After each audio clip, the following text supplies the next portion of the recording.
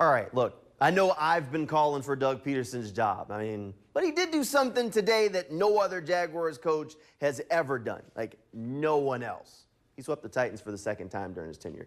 You know, Tom Coughlin did it once back in 1997, but only once.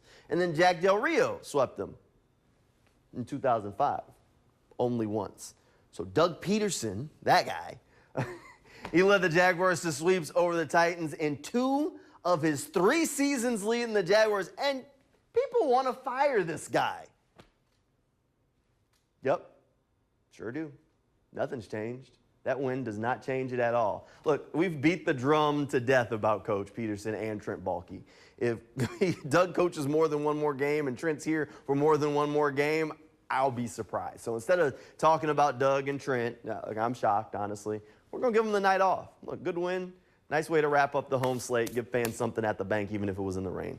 Let's take the opportunity to talk about this guy instead, Fred Taylor. Look, for the second year straight, he's a finalist for the Pro Football Hall of Fame, but he's still waiting, so I'm going to kind of stand on my soapbox here a little bit. The Hall of Fame committee has made Fred wait long enough. They need to put the guy in Canton, Ohio, and not seeing his bust in those Hall of Fame halls has me kind of on edge. Look, honestly, it kind of boggles my mind how Fred is still waiting for his gold jacket. Got me feeling like Aaron Rodgers here after he took that hit. Look, when you look at the NFL rushing record book, the guys eligible for the Hall of Fame are all ahead of Fred.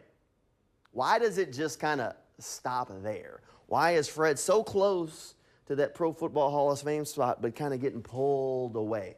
Why is he waiting so long for his turn? A lot of questions, and they all kind of lead to one road. It's the Jags. Look, that's the honest answer. It's not fair, but I'm just being honest because it's true. If the team wins the Super Bowl back in '95, he's in the Hall of Fame by now. Honestly, I'll even take it one step further than that. If the Jaguars win the Super Bowl in 2017, Miles Jack wasn't down, by the way, Fred would be in the Hall of Fame by now. His resume is one of a Hall of Famer. At this point, it kind of feels like when they tell you you're overqualified for the job of your dream. He has the resume to be in Canton, Ohio, and be a Pro Football Hall of Famer. The problem, he did it all in Jacksonville. Smallest market in the NFL, a franchise that's had more kind of downs than ups. It's not fair, but it's true. Now, in my opinion, that shouldn't be a factor. I prefer to kind of just look at the facts and kind of live there. But it is. Even after today's game, I asked Travis Etienne about Fred Taylor, and he said Fred was before his time.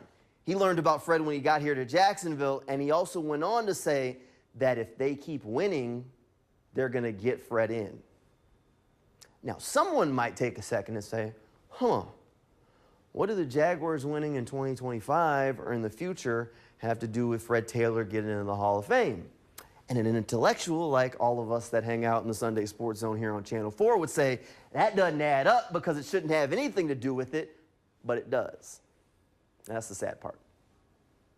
Fred Taylor deserves a jacket. He deserves to be in the Pro Football Hall of Fame. And I hope he gets it this year. And he should get it this year. But once Fred Taylor gets into Canton, who's next? There's not a whole lot of names on the list. Maybe Jimmy Smith. But more than likely, it's going to be a long wait. It could be that guy right there, the rookie that's been lighting up the field, Brian Thomas Jr. He's at least off to a good start to his career, but there's not a whole lot of names you're going to be throwing around for that next guy that deserves to be in Canton, Ohio. And honestly, it's part of the problem.